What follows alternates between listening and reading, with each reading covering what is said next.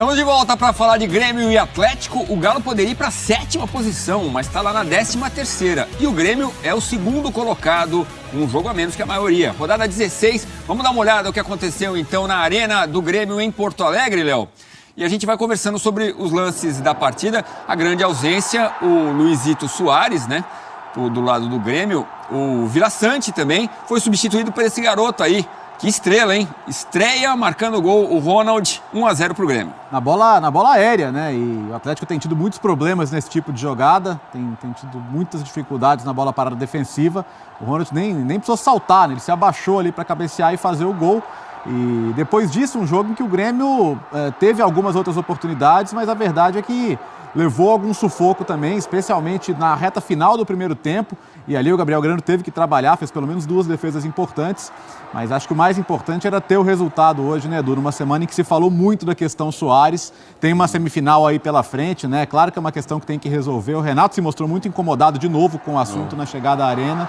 Mas era importante para o Grêmio vencer, até para manter essa boa posição na tabela.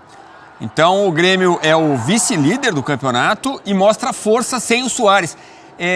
Você acredita que é isso? O time pode mostrar força mesmo sem o Luizito? Eu acho que se sair, né, e o Grêmio não está parado, né? Primeiro quer que o Soares fique, tem o contrato a seu favor, claro que se ele sair vai ser nas condições que o Grêmio determinar. Mas se sair, sim, tem que buscar. Hoje jogou o André muitas vezes ficou isolado na frente, o Grêmio teve dificuldade para envolver o André no jogo, mas acho que há consciência de que teria que voltar ao mercado, né, para substituir um jogador de nível mundial como é o Soares, não dá só para resolver com o que tem no elenco hoje, não.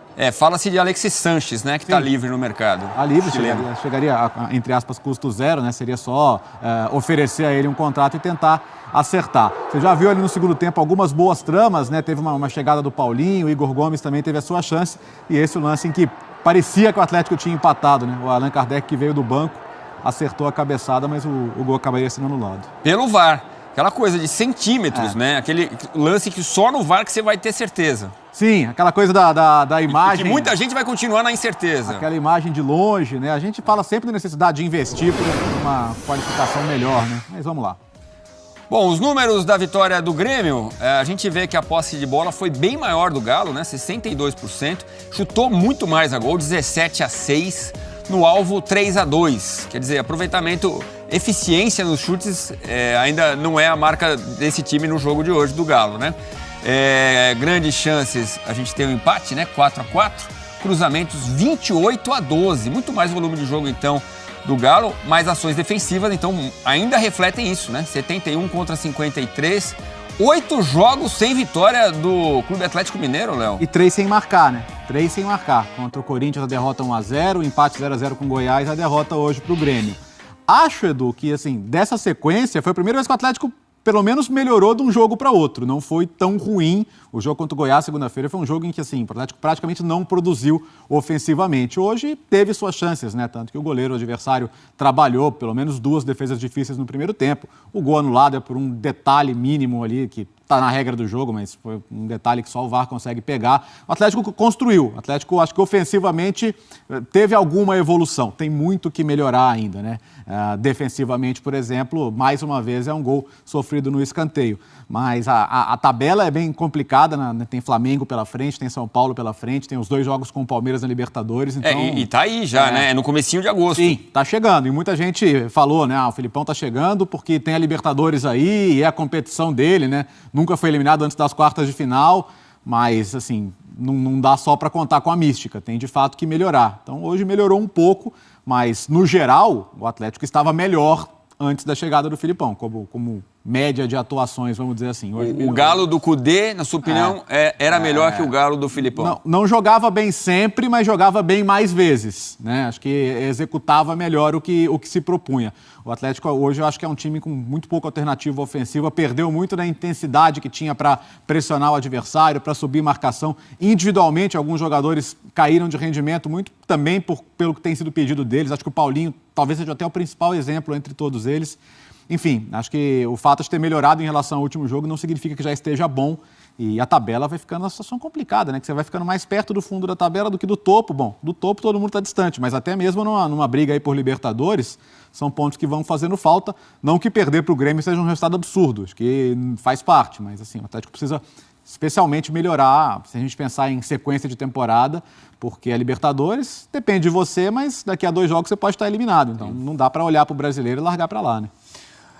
Tá aí o Grêmio, então, vice-líder, é uma das grandes histórias, né? Se a gente pegar o Botafogo, o Grêmio que vem da Série B e consegue aí até aqui um resultado espetacular, né? Com 29 pontos, tem 1 ponto a mais que Flamengo e Palmeiras, que já fizeram o jogo 16. A gente lembra que o Grêmio teve o jogo com o Corinthians na rodada passada adiado, né? Por causa do compromisso do Corinthians na Copa do Brasil.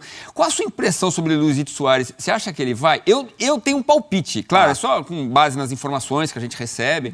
Eu acho que ele joga contra o Flamengo na quarta-feira e vai tentar fazer uma grande despedida. Claro, tem negociação, muito dinheiro em jogo, mas eu tô achando que vai ser isso. Edu, o que me parece certo, ele quer ir, né? Acho que isso tá muito claro para todo mundo. Hoje, até durante o jogo, ele postou os stories lá no estádio, né, acompanhando o time.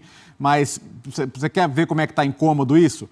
Como é um jogador que atravessa problemas físicos, era muito fácil para o Renato chegar na chegada ao estádio e falar: não, o Luizito não tá legal, tem a questão do joelho e tal, vamos dar uma segurada, tem a Copa do Brasil.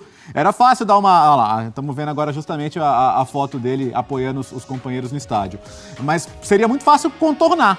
E foi a primeira coisa que o Filipão falou, né, dando entrevista aos companheiros do Sport TV, que foi: olha, é pela novela sim, né, e tem até o dia 2 para resolver a questão da novela, porque é quando fecha a janela lá na Major League Soccer, né, então a minha impressão e aqui também. Sim, exato, e a questão sim, tem que resolver. A minha impressão é de que ele quer ir, mas o Grêmio faz muito bem em não facilitar, porque você tem um contrato com o jogador não foi obrigado a assinar o contrato.